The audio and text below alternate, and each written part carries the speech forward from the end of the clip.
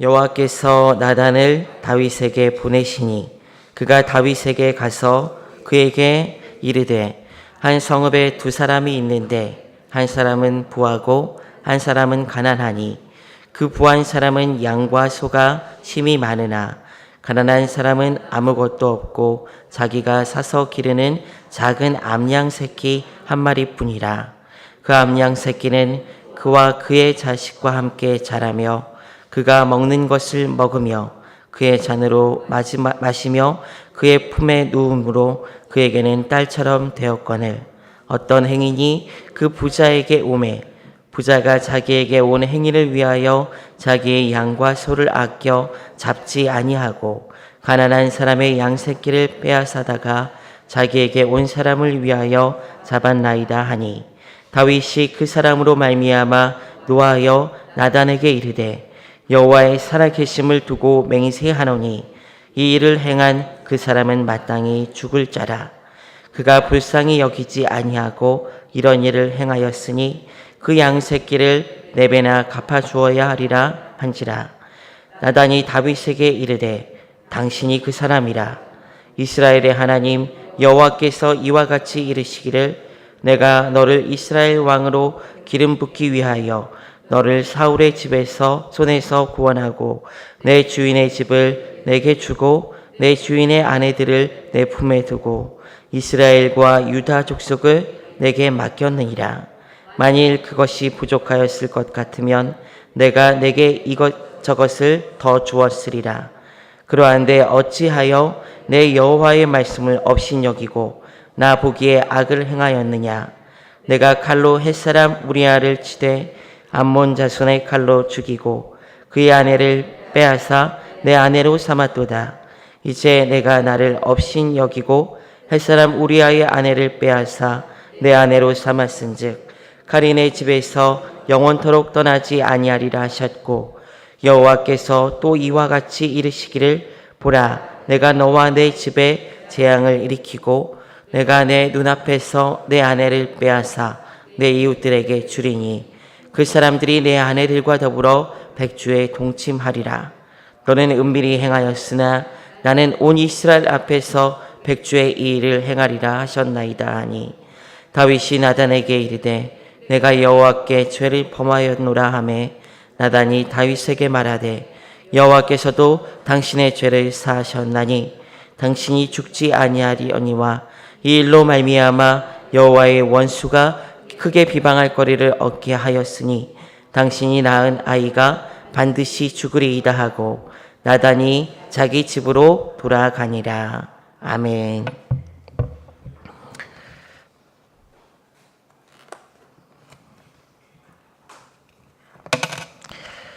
신대원에 다닐 때 자전거를 열심히 탈 때 제가 한번 크게 사고 난 적이 있습니다. 한강에서 그 잠수교라는 곳이 있습니다. 뉴스에 가끔 나오는 그 잠수교가 있는데 거기에서 자전거를 타고 지나가다가 그 옆에 그 공사한다고 어떤 그 기업에서 공사한다고 무슨 차를 내리는데 자전거 도로 있는데 무슨 철제물이 내려온 거예요. 근데 그거를 이제 모자를 쓰고 가다 보니까 못 보고 그냥 그대로 들이받은 적이 있습니다. 그런데 그래가지고 뒤로 그냥 확 이렇게 넘어졌는데 그때 많이 다쳐가지고 이마도 이렇게 찢어지고 코도 찢어지고 그리고 그래가지고 한 달 정도 입원한 경험이 있거든요. 근데 그때 병원에 딱 갔는데 처음 해줬던 조치가 뭐였냐면 파상풍 주사를 놓더라고요. 근데 그 파상풍 주사 맞아보신 분도 있을 것 같은데 거의 대부분 맞아보셨을 것 같은데 맞으면 굉장히 따끔하고 아프더라고요. 팔이 이쪽에 맞았는데 무슨 주사가 이렇게 아프지 그렇게 생각할 정도로 따끔하게 굉장히 아팠습니다. 근데 그 파상풍 주사가 이제 쇠나 녹슨 철제물 같은 것에 파상풍균이 있어서 그게 이제 몸에 들어오면은 놔두면은 살이 이제 막 썩어 들어가는 어떤 그런 일들이 벌어지잖아요. 그래서 그 파상풍 주사를 처음 이렇게 맞게 되었습니다. 파상풍 주사를 맞을 때는 뜨끔하면서도 굉장히 아픕니다. 정신이 번쩍 들 정도로. 그런데 맞지 않으면은 더 큰 일이 벌어지게 되죠. 아픈 일이 지나고 나면 큰 일을 막을 수 있는 것입니다. 예방주사가 다 이런 원리가 아니겠습니까? 이런 예방주사 같은 것이 신앙생활을 할 때도 우리에게 필요할 때가 있습니다. 다윗은 바세바와 동침하고 우리아를 죽이게 됩니다. 정확히 다윗의 잘못을 언급하게 되면은 강간하고 또 살인을 저지른 죄를 다윗이 범한 것이죠. 사실 이 다윗의 죄가 더 악한 것은 그가 공권력을 이용해서 사람을 죽였다는 겁니다. 자신의 죄를 덮기 위해서 갑을 관계를 이용해서 그 죄를 범하게 하고 또 그것을 덮었다는 것은 이 다윗의 죄가 굉장히 심각하다는 것을 이야기하고 있습니다. 그리고 그의 범죄는 가려졌습니다. 다윗과 그의 측근들 중 몇 사람만 알고 요압만 알고 나머지는 모르는 것이죠. 다윗은 여전히 성군으로 이스라엘을 다스리고 다윗의 왕위는 영화롭게 유지되었죠. 그러나 이 다윗의 인생은 마치 파상풍균에 감염된 손과 발처럼 썩어 들어가고 있었습니다. 이미 10개월이 지났지만 그는 그것을 몰랐습니다. 그가 죄를 범한 지 10개월이 지났고 또 그 이전에도 이미 나태한 생활로 말미암아 하나님 앞에 온전히 서 있지 못하는 모습을 말씀은 이야기를 하고 있습니다. 하나님께서는 이런 다윗에게 오늘 말씀에서 나단을 보낸 것입니다. 이 나단은 지혜로운 조언자였습니다. 그래서 무턱대고 다윗을 정죄하거나 죄를 드러내지 않습니다. 굉장히 위태로운 상황이 벌어질 수도 있기 때문에 그는 다윗이 객관적으로 자신을 볼 수 있도록 이야기를 시작합니다. 왕이시여, 어느 마을에 양과 염소가 많은 부자가 양을 한 마리만 기르고 있는 사람, 부자와 양을 한 마리만 기르고 있는 사람이 살고 있었는데 양을 한 마리만 기르는 이 가난한 사람은 그 양을 딸처럼 여기며 함께 지내고 있었습니다. 그런데 어느 날 부자에게 손님이 찾아왔습니다. 그는 자기 마을에 가난한 사람이 기르는 양을 빼앗아 잡아다가 그 손님을 대접합니다. 다윗은 이 이야기가 끝나기가 무섭게 그 이야기의 부자의 이야기의 주인공이 되는 그 부자를 정죄합니다. 노하면서 다윗은 하나님의 살아계심을 두고 맹세하노니 이 일을 행한 그 사람은 마땅히 죽을지라. 그리고 그 양새끼를 4배나 갚아주어야 할 것이다. 율법에 따라서 그 사람에 대해서 굉장히 심한 정죄를 하고 4배나 갚아주어야 된다라고 다윗이 성을 내면서 이야기를 한 것입니다. 나단은 바로 이어서 이야기를 합니다. 당신이 바로 그 사람입니다. 다윗은 뒤통수를 강하게 맞은 충격을 받았을 것입니다.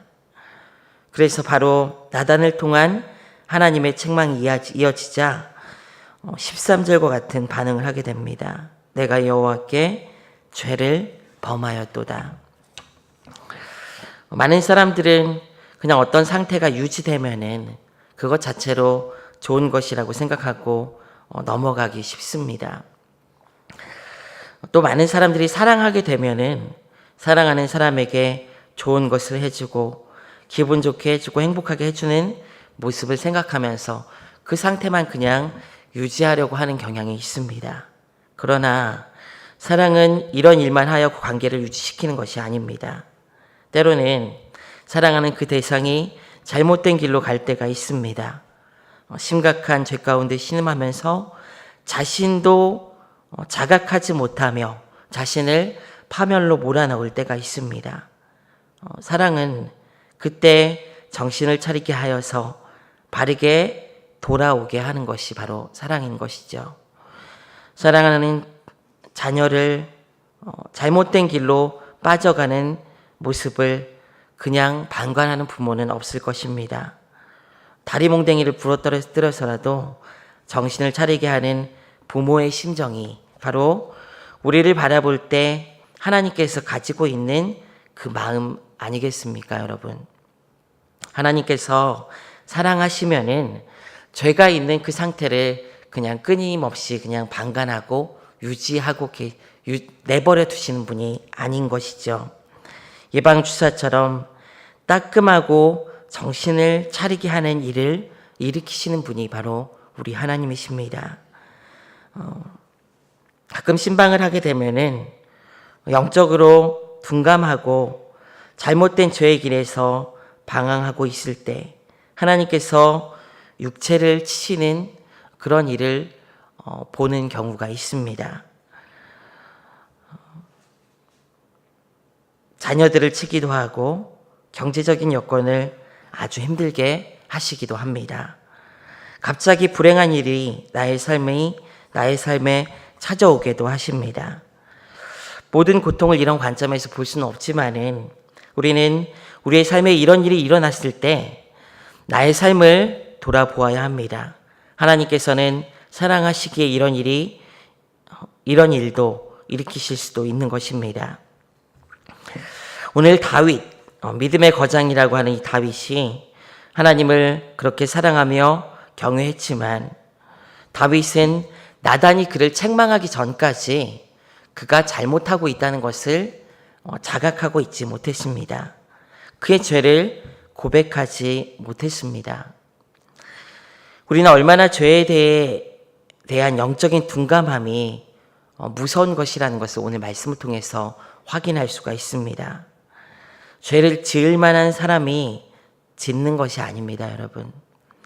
하나님과 깊은 교제와 은혜를 경험한 다윗이 죄의 파멸 가운데 빠져 있었다는 사실, 또 그가 그 죄를 깨닫지 못하고 있었다는 사실은 오늘 이 시대를 예수 그리스도를 입으로 고백하고 살아가는 우리들에게 영적인 민감함을 가지고 우리의 삶을 늘 돌아봐야 한다는 교훈을 더해주고 있는 것입니다. 지을 만한 사람이 죄를 짓는 것이 아니라 죄를 짓지 않을 것 같은 사람도 영적인 둔감함에 빠지게 되면은 죄를 짓게 되는 것입니다. 말씀을 묵상하면서 들은 생각이 다윗이 정말로 그가 지은 죄에 대해서 아무런 마음에 동요가 없었을까라는 그냥 개인적으로 한번 이런 생각을 한번 해보게 되더라고요. 다윗이 정말로 아무런 그 낌새를 못 차렸을까? 그가 죄에 대해서 잘 인식하지 못한 것이 정말 까맣게 모르고 있었던 그런 상황이었을까? 좀 그런 생각을 하게 됩니다. 근데 아마 아니었을 것 같다는 생각도 듭니다. 아마 이러고 가면 좀 이건 잘못된 것인데 하나님께서 싫어하실 거야. 이런 생각을 다윗이 못했을까? 저는 했을 거라고 생각해요. 그도 분명히 잘못된 것을 알았을 것입니다. 어느 정도는 알고 있었을 거예요. 그런데 표면적으로 드러내지 않자 그는 거기에 대해서 그렇게 심각하게 생각하지 않았을 수도 있을 것 같다라는 생각을 하게 됩니다. 마음이 좀 무겁게 여기면서 시간을 보냈을 것 같다는 생각을 합니다. 그러나 그것이 다였습니다. 삶에 별 문제가 없는 거예요. 자기가 죄를 지었는데도 10개월 동안이나 그냥 그 죄가 덮어지고 아무도 모르고 있었습니다. 아무 문제가 없었어요. 그냥 그런 대로 지금까지 왕으로서의 삶을 살아오고 있는 것이죠. 죄를 짓고도 지금도 범하고 있으면서도 아무 일이 없다고 해서 그것이 아무 일이 없는 것은 아니죠, 여러분. 하나님께서는 이런 수렁 가운데 빠져드는 다윗을 이 나단을 통해서 책망하여 다윗으로 하여금 자신의 죄를 돌아보게 한 것입니다. 다윗과 같은 상황이 되면 죄에 대해서 둔감하게 그냥 잊고 넘어가도 될 정도로 생각하고 있다면 이것은 우리가 다윗이 이 당시에 가지고 있던 영적인 둔감함과 심각한 영적인 질환에 고통당하고 있는 것입니다. 이런 상황을 하나님께서 그냥 내버려 두신다. 그것은 우리를 오히려 사랑하지 않는다는 증거입니다. 우리를 사랑한다면 사랑하는 사람이기에 회초리로 때리고 돌아오게 하는 것이 사랑하는 그 대상에게 할 수 있는 그 방법이 아니겠습니까? 사랑하기에 때리는 것, 사랑하기에 돌아오게 하기 위해서 하나님께서는 이런 방법으로 다윗을 나단을 통해서 책망하신 것입니다. 지금 당장은 아프지만, 지금 당장은 괴롭지만 그 괴로움 가운데 우리는 바른 모습으로 회복되는 것을 경험하는 줄 믿습니다. 이런 문구가 떠오릅니다. 우리는 인생을 통해서 성공을 찾지만 하나님께서는 인생을 통해서 우리를 찾으신다. 우리가 찾으려고 하는 성공과는 달리 하나님은 다양한 삶의 굴곡을 통해서 우리를 부르시고 우리를 하나님 앞에 세우시는 분이십니다. 그것이 인생 가운데, 우리 인생 가운데 하나님께서 가지고 계신 목적이요, 하나님께서 기뻐하시는 그 하나님의 뜻인 줄 믿습니다. 우리가 주님께 나아가는 것, 우리가 하나님께 불림받는 것, 제대로 우리가 하나님 앞에 바로 서는 것, 이것이 인생을 통한 하나님의 뜻이요 하나님의 목적이라는 것을 여러분 기억하시길 바랍니다. 왜 하나님께서 우리에게 가장 좋은 곳이 왜 그렇습니까? 하나님께서 우리에게 가장 좋은 것을 주시고 최고의 사랑을 베푸시는 것이 하나님께서 우리를 부르시는 것이기 때문입니다. 어렸을 때 이런 일이 있었습니다. 제가 아버지가 교회를 개척하셨을 때 수요일에 혹은 주일에 저녁 예배를 드리고 나면은 오락하는 것이 그렇게 좋았어요. 그래서 오락실에 갔습니다. 제가 예배가 딱 끝나면은 저녁에 그 시간에 뭘 하고 있었냐면은 집에서는 이제 예배 끝나고 이제 교회가 작으니까 다과를 막 하셨어요. 아버지 어머니가 성도님들 모시고 수요일 저녁에 작은 교회니까 얼마나 화기애애하고 좋았겠습니까? 그래서 모여서 막 다과를 했어요. 그 시간에 저는 몰래 빠져나가서 오락실에 갔습니다. 그래서 시간을 넘기지 않기 위해서 다과 시간을 넘기면 안 되지, 들키면 안 되니까 오락실에 가는 거 좋아하시지도 않고 가지 말라고 맨날 얘기하시니까 오락실에 가는 거 들키지 않기 위해서 20분 정도가 딱 적당한 시간이에요. 그래서 20분 정도를 딱 하고 와야 되는데 어느 날 오락이 너무 재밌어가지고 제가 무려 40분 동안이나 오락을 한 겁니다. 근데 오락을 딱 하고 와가지고 집 그 예배당이 있고 그 다음에 반절이 사택이었거든요. 근데 예배당 문을 딱 열어보는데 불이 다 꺼져 있는 거예요. 큰일 났다. 불이 다 꺼졌는데 딱 꺼진 상태에서 들어가 보니까 어머니가 낮은 목소리로 어디 갔다 왔어? 딱 물어보는 거예요. 그래서 제가 거짓말로 둘러댔어요. 뭐라고 둘러댔냐면은 그 집 앞에 그 당시에 그 오뎅 파는 데가 있었거든요. 그래서 오뎅 파는 데 가가지고 오뎅 먹고 왔습니다. 근데 오뎅을 무슨 40분이나 먹습니까? 가가지고 그래가지고 어머니가 뒤에서 조용히 매를 가져오시더라고요. 근데 그 매가 뭐냐면은 그 전선 피복하는 거 있잖아요. 그게 그 피복하는 게 굉장히 딱딱하거든요. 그거를 어디서 구해오셨는지 그걸 부러지지도 않는 그 매를 가져와가지고 피멍이 들 정도로 맞은 기억이 있습니다. 근데 어머니 때린 이유가 그거예요. 밤에 뭐 오락했다고 그렇게 심하게 때리시겠습니까? 거짓말했다고 그렇게 때리시더라고요. 거짓말했다고. 그대로는 제가 거짓말을 한 번도라는 건 좀 거짓말이고요. 거의 하지 않습니다. 거의. 웬만해서는 거짓말을 하지 않아요. 거짓말을 잘 못해요. 그대로는. 그렇게 한 번 호되게 혼나고 나니까 거짓말이라는 게 잘못됐다는 것이 각인이 되더라고요. 우리의 삶이 이런 것 같습니다. 우리가 죄를 지을 때 하나님께서 그냥 우리를 내버려 두시는 것이 아니라 호되게 한번 혼내고 나면은 그것이 잘못된 것인지 명확하게 아는 것 같아요. 혹시 여러분들의 삶에 이런 다윗과 같은 경험이 있으신지 모르겠습니다. 그렇다면은 그것이 여러분 은혜임을 고백할 수 있기를 원합니다. 혹시 다윗과 같은 죄를 지금도 범하고 있는 분이 있으십니까? 오늘 이 아침의 메시지가 나를 크게 아프지 않게 돌아오게 하려는 하나님의 메시지로 받는 여러분들이 되시길 원합니다. 혹시 지금 다윗이 뒤통수 맞는 것 같은 돌아오게 하신 하나님의 시련 같은 시련 가운데 있는 분이 또 있으십니까? 빨리 삶을 돌이켜 주님께 온전히 서시는 여러분들 되기를 원합니다. 아픈 것이 은혜임을 기억하며 하나님 앞에 바로 서시는 믿음의 사람들 되시기를 주님의 이름으로 부탁드립니다. 우리 같이 기도하도록 하겠습니다. 하나님 감사합니다. 우리를 너무 사랑하시기에 우리의 인생을 통해서 우리를 찾으시는 하나님의 일을 지금도 끊임없이 해가시는 그 하나님께 감사드립니다. 때로는 그것이 우리가 원치 않고 우리가 기뻐하지 않고 좋아하지 않는 우리를 아프게 하는 방법이라 할지라도 주님의 사랑이 그 가운데 담겨 있음을 고백합니다.